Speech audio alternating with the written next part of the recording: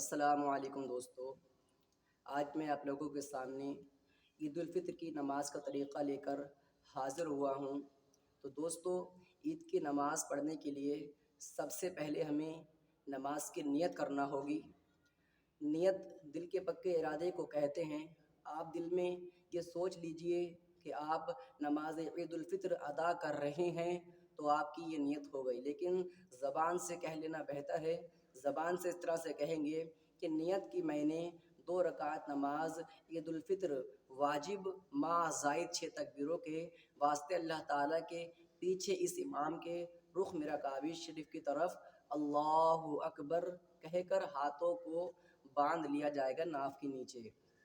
اس کے بعد ثنا پڑھی جائے گی، سبحانک اللہم و بحمدک و تبارک اسمک و تعالی جدک و لا الہ غیرک۔ اس کے بعد پھر امام صاحب 3 تکبیریں کہیں گے۔ پہلی تکبیر میں ہاتھوں کو کانوں تک لے کر جانا ہے اور نیچے چھوڑ دینا ہے۔ دوسری تکبیر میں پھر سے ہاتھوں کو کانوں تک لے کر جانا ہے اور نیچے چھوڑ دینا ہے۔ تیسری تکبیر میں ہاتھوں کو کانوں تک لے کر جانا ہے اور اب کی بار ہاتھوں کو ناف کے نیچے باندھ دینا ہے۔ شروع کی جو تکبیریں ہیں پہلی، ان میں دونوں تکبیروں میں ہاتھوں کو کانوں تک لے کر جانا ہے اور نیچے چھوڑ دینا ہے، اور تیسری تکبیر میں ہاتھوں کو کانوں تک لے کر جانا ہے اور ناف کے نیچے باندھ لینا ہے۔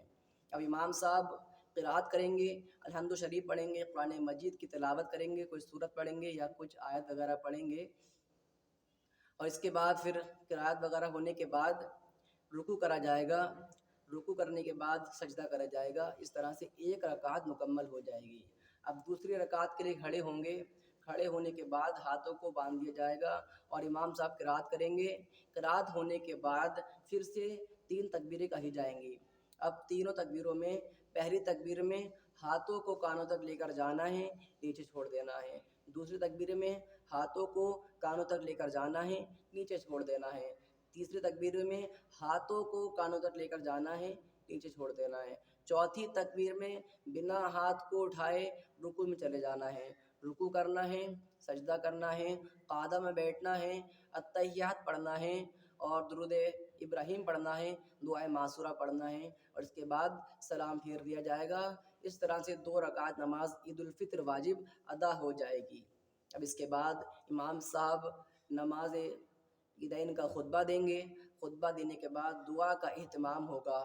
تمام ہی لوگ دعا میں شریک ہوں، دعا کریں، خوب دعا کریں، کیونکہ عید کا دن دعاؤں کی قبولیت کا دن ہوتا ہے۔ اللہ تبارک و تعالی ہم سبھی لوگوں کی نمازوں کو اور دعاؤں کو اپنی بارگاہ میں قبول فرمائے، آمین بجاہ النبیین۔